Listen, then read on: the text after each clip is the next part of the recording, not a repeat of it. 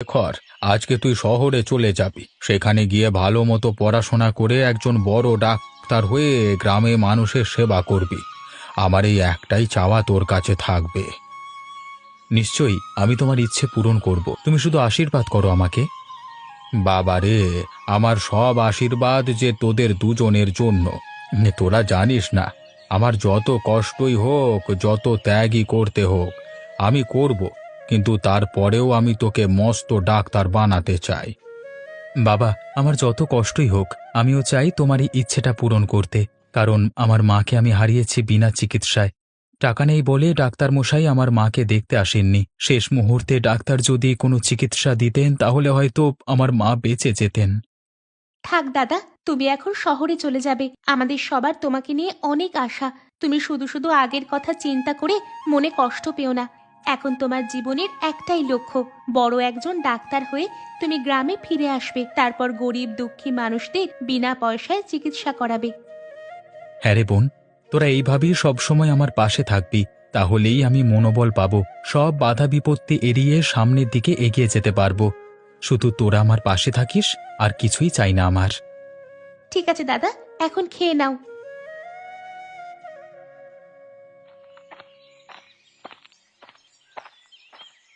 আর তোর ব্যাগটা আমার হাতে দে না। ট্রেন আসবার সময় হয়ে গেছে, তাড়াতাড়ি করে তো যেতে হবে, তাই না? তোমার হাতে ব্যাগ দিতে হবে কেন বাবা? আমার ব্যাগ আমি বইতে পারবো, তোমাকে আর কষ্ট করতে হবে না। অনেক দূর চলে এসেছো, তুমি আর বোন এখন চলে যাও। দাদা, তোমাকে ট্রেনে উঠিয়ে না দিয়ে আমি আর বাবা কিছুতেই বাড়ি যাব না। আরে হঠাৎ করে আকাশটা কালো হয়ে আসছে মনে হচ্ছে। বৃষ্টি হবে, এই জন্যই বলছি তোমরা এখন চলে যাও। বাকিটুকু রাস্তা আমি একাই যেতে পারবো। নয়তো স্টেশন থেকে বাড়িতে আসবার পথে যদি বৃষ্টি হয়, তখন তোরা ভিজে যাবি। সাথে তো আবার ছাতাও নিয়ে আসিসনি।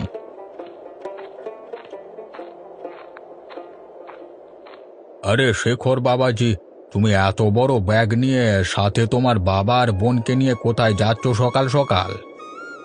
শহরে চলে যাচ্ছি, সেখানে গিয়ে ভালো মতো পড়াশোনা করে ডাক্তার হয়ে আবার তোমাদের কাছে ফিরে আসব। তোমরা আমার জন্য অনেক আশীর্বাদ করবে, ঠিক আছে? তা তো ঠিক আছে বাবা, তোমার মতো এত ভালো একটা ছেলের জন্য আশীর্বাদ করব না তো কার জন্য করব? কিন্তু তুমি চলে গেলে আমাদের কি হবে বাবা? এতদিন তো অসুখ বিসুখ হলে তোমার কাছেই যেতাম। তুমি আমাদেরকে কত কিছু বলে দিতে, আমরা সেভাবে চলতাম, ওষুধ খেতাম, আর ভালো হয়ে যেতাম। কিন্তু এখন আমাদের কি হবে? এটা কোনো কথা হলো? আপনাদের যে কোনো দরকার হলে আমার বাবা আর এই আমার ছোট বোনটিকে বলবেন। তারা আমাকে পত্র লিখে শহরে পাঠাবে, আর পত্র পাওয়ার সাথে সাথে আমি বলে দেব কি কি করতে হবে, কি কি ওষুধ খেতে হবে, ঠিক আছে? ঠিক আছে বাবা শেখর, তাহলে এসো তুমি। তোমার তো আবার ট্রেনের সময় হয়ে আসছে, এখন আর আটকাবো না, যাও তুমি, ভালো করে থেকো বাপ। হ্যাঁ, আমার বাবা আর বোনের কাছে আসতে একটুও লজ্জা করবেন না। আমি কিন্তু সব সময় অপেক্ষায় থাকব আপনাদের পত্র পাওয়ার জন্য। আর খুব বেশি প্রয়োজন হলে আমি গ্রামে এসে আপনাদেরকে দেখে যাব। এখন তাহলে আসি। আচ্ছা, এসো তাহলে। আকাশের অবস্থাও খারাপ হয়ে গেছে, যে কোনো সময় আবার বৃষ্টি নামতে পারে। হ্যাঁ রে বাবা, তাড়াতাড়ি করে চল।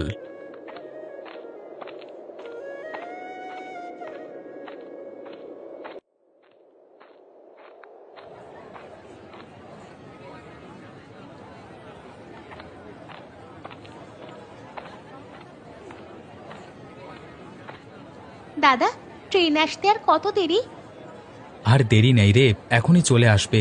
এখন তোরা চলে যা, তোদের জন্য আমার খুব দুশ্চিন্তা হচ্ছে, কখন না আবার বৃষ্টি নেমে পড়ে। দাদা, এখন আমাদের কথা না ভেবে একটু নিজের কথা ভাবো তো। তুমি চলে যাবে, তাতে আমাদের কি কষ্ট হচ্ছে না? বারবার কেন তাড়িয়ে দিচ্ছ? কেন বাড়ি যেতে বলছো? বলছি না তোমাকে ট্রেনে উঠিয়ে দিয়ে তারপরে বাড়ি যাব? হ্যাঁ রে হ্যাঁ, বলেছিস তো। আচ্ছা ঠিক আছে বাবা, আর বলবো না, যতক্ষণ ইচ্ছে দাঁড়িয়ে থাক। এই তো বাবা, তোর ট্রেন চলে এসেছে, উঠে পড়। আচ্ছা ঠিক আছে, তোমরা দুজন সাবধানে থাকবে, ঠিকমতো খাওয়া দাওয়া করবে, হ্যাঁ? আমি গেলাম। যাও দাদা। লক্ষ্মী বোন, বাবাকে দেখে রাখিস, আর নিজের প্রতি খেয়াল রাখিস, কেমন? হুম।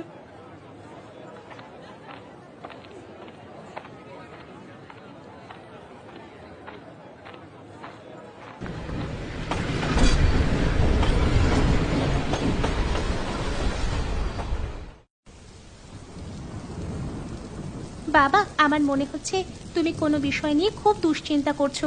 আমাকে বলবে কি নিয়ে এত দুশ্চিন্তা করছো? দাদার জন্য বুঝি? না রে মা, তোর দাদার জন্য দুশ্চিন্তা করছে না। আমি জানি তোর দাদা যেখানেই থাকবে ভালো থাকবে। তাহলে কি হয়েছে বাবা, আমাকে বলো না। তোর দাদার পড়াশোনার জন্য অনেক টাকা লাগবে। গ্রামে যখন তোর দাদা পড়াশোনা করত, তখন তো আমি জমি বিক্রি করে অনেক টাকা পয়সার জোগাড় করে দিতাম তোর দাদাকে। এখন তো তোর দাদা শহরে গেছে, এখন আরো বেশি টাকা লাগবে, কিন্তু আমার তো আগের মতো আর জমি জমা নেই। থাকবে কি করে বাবা? দাদার পড়াশোনার খরচ, আমার পড়াশোনার খরচ, সংসার চালানোর জন্য তোমাকে তো অনেক জায়গা জমি বিক্রি করতে হয়েছে মাতব্বরদের কাছে, তাই না? কিন্তু তোর দাদাকে বলা হয়নি যে আমি সমস্ত জমি জমা তার জন্য বিক্রি করে দিয়েছি। সেটা শুনলে হয়তো তোর দাদা কষ্ট পেত। আজকে সকালে যে টাকাগুলো দিলাম, সেগুলোই আমার শেষ বিক্রি করবার জমির টাকা। বাবা, টাকার জোগাড় করতে না পারলে তো দাদার পড়াশোনা বন্ধ হয়ে যাবে। আর পড়াশোনা বন্ধ হয়ে গেলে তো সে ডাক্তার হতে পারবে না। তোমার এত বছরের কষ্ট, দাদার পিছনে দেওয়া এত বছরের শ্রম, সবই কি তাহলে ব্যর্থ হয়ে যাবে বাবা? ব্যর্থ হতে আমি দেব না রে মা, কারণ এটা তোর মায়ের শেষ ইচ্ছে ছিল, তার ছেলেকে এসে মস্ত বড় ডাক্তার বানাবে। আজ তোর মা বেঁচে নাই, মারা গেছেন, কিন্তু আমি তো বেঁচে আছি। আর আমি বেঁচে থাকতে যে কোনো মূল্যে তোর মায়ের এই শেষ ইচ্ছে পূরণ করবই করব। বাবা, আমিও চাই মায়ের শেষ ইচ্ছাটা পূরণ করতে। তার জন্য যা করতে হয় আমিও করব। তুমি কিন্তু আমার কাছে কিছু লুকোবে না বাবা। আচ্ছা মা, এখন যে বৃষ্টি নামলো মনে হচ্ছে, আজকে সারাদিন বৃষ্টি আর থামবে না রে।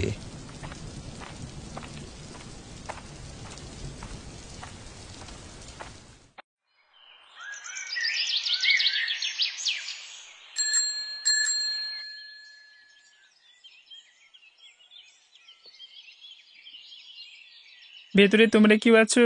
তোমাদের ছেলে দিয়েছে, নিয়ে যাও।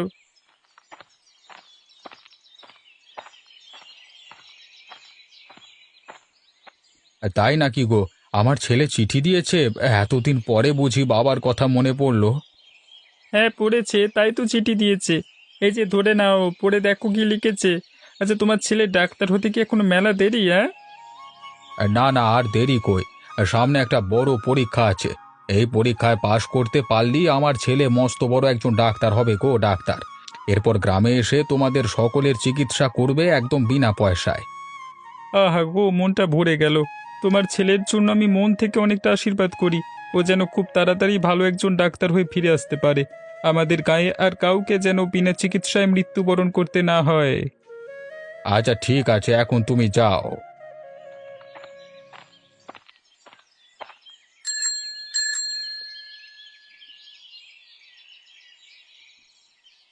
বাবা, দাদা টাকার জন্য চিঠি দিয়েছে, তাই না? হ্যাঁ মা, অনেকগুলো টাকা লাগবে, কিন্তু এত টাকা আমি কিভাবে ব্যবস্থা করব এত কম সময়ের মধ্যে? আমার তো আর জায়গা জমি অবশিষ্ট নেই যে মাতব্বরের কাছে বিক্রি করে শহরে তো দাদার কাছে টাকা পাঠাবো। বাবা, সত্যি তো অনেক চিন্তার বিষয়। দাদাকে তো আর বলাও যাবে না যে তোমার হাতে টাকা নেই। তাহলে দাদা পড়াশুনো বাদ দিয়ে তোমার কাছে চলে আসবে। হ্যাঁ মা, কিন্তু সেটা তো কোনোভাবেই হতে দেওয়া যাবে না। তোর দাদা চলে আসলে আমাদের এতদিনের শ্রম নষ্ট হয়ে যাবে। এটা তো হতে দিতে পারবো না রে মা, কিন্তু এখন কিভাবে যে কি করব সেটাও তো বুঝতে পারছি না। বাবা, আমি একটা কথা বলবো? কি বলবি বল। আমাদের আর কোনো জমি জমা অবশিষ্ট নেই, কিন্তু আমাদের এই বাড়িটা তো আছে।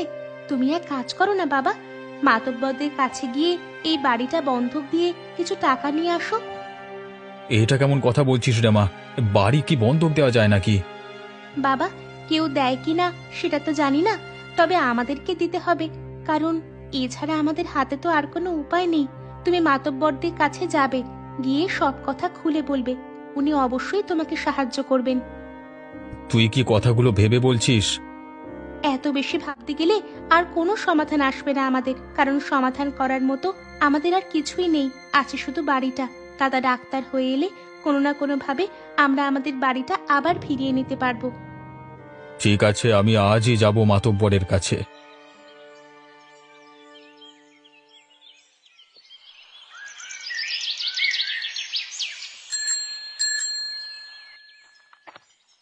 বাবা, ও ও বাবা, কোথায় তুমি? ঘরে আছো নাকি পুকুর পাড়ে চলে গেছো? আমি তো রান্নাঘরে আছি, এদিকে আয়, কি বলবি বল।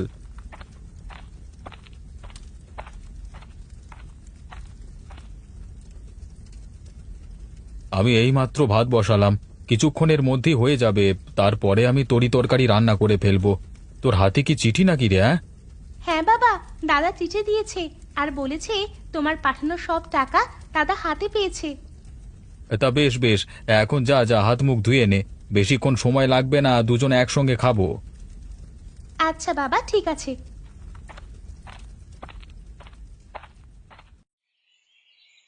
অনেক দিন হয়ে গেছে, তোর সাথে তো আমার এমন কথা ছিল না। তুই বলেছিলিস কিছুদিনের মধ্যেই সমস্ত টাকা পরিশোধ করে দিবি, কিন্তু তুই তোর কথার দাম রাখতে পারিসনি। এখন আমি কি করব তুই বলে দে। আমি আর কি বলবো, এখন বলবার মতো মুখ নেই। আপনি যা ভালো মনে করেন তাই হবে। কথা মতো এখন তো তোর বাড়ি ঘর আমাকে নিয়ে নিতে হয়, কিন্তু আমার তো আবার দয়ার শরীর, সেটা করতে পারছি না। সেটা করলে তোর আর তোর মেয়ের অবস্থা কি হবে? তার যে বরং তুই আমার এখানে কাজ কর, কাজ করে টাকা শোধ করে দে। হ্যাঁ, আপনার এখানে তো কাজ করা যায়, কিন্তু আমি তো আপনার কাছ থেকে অনেক টাকা নিয়েছি। এত টাকা কিভাবে কাজ করে শোধ করব? তোর ছেলে ডাক্তার হয়ে ফিরে আসলে সে আমাকে বাকি টাকা দিয়ে দেবে। তোর কথা ভেবে আমি একটা ভালো উপায় বের করেছি, কিন্তু মনে হচ্ছে সেটা তোর ভালো লাগেনি। না না, আমি সে কথা বলতে চাইনি। আপনার প্রস্তাবে আমি রাজি। আপনি আমার অনেক উপকার করলেন, কিন্তু এখানে একটা কথা আছে। আমি তোকে একদম বিনা পয়সায় কাজ করাবো না। কোনো মানুষকেই কখনো বিনা পয়সায় কাজ করাতে হয় না, তাতে ফল ভালো হয় না। যেহেতু আমার কাছে তুই অগ্রিম অনেক টাকা নিয়েছিস, তাই কাজ বাবদ প্রতি মাসে 1 টাকা করে মাইনে পাবি। আর তোর কাজ হবে আমার ধান খেতে ধান চাষ করা। পারবি না? হ্যাঁ হ্যাঁ, খুব পারবো। আমি তাহলে আসি এখন। হ্যাঁ, আচ্ছা, যা।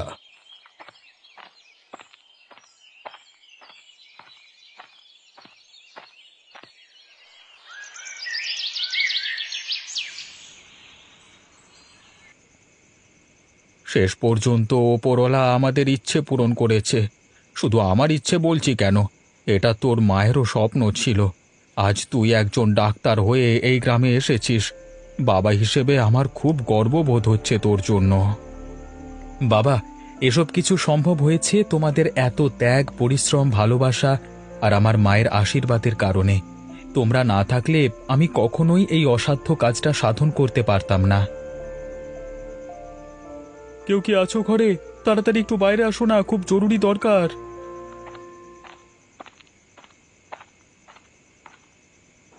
কি হয়েছে? তোমার ছেলে তো ডাক্তার, এখন একটু আসো না আমার সাথে। মাতব্বর সাহেবের কি হয়েছে একটু দেখে যেতে বলো। আচ্ছা, আমি এখনই বলছি।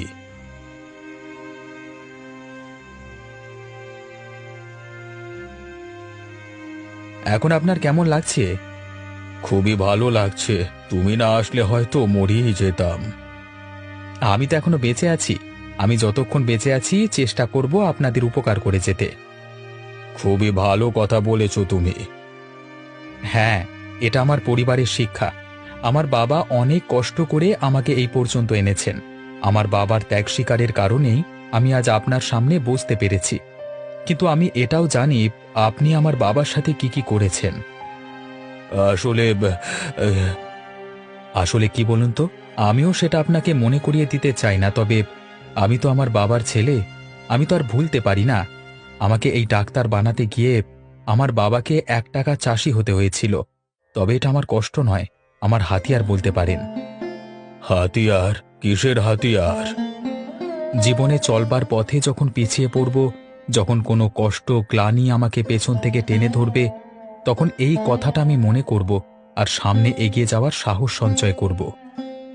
জীবনে অনেক বড় হও বাবা, আর যদি পারো আমাকে মাফ করে দিও। এখানে মাপ চাওয়ার কথা কেন আসছে? মাপ চাইবেন কেন? সর্বোপরি আপনাকে অনেক ধন্যবাদ।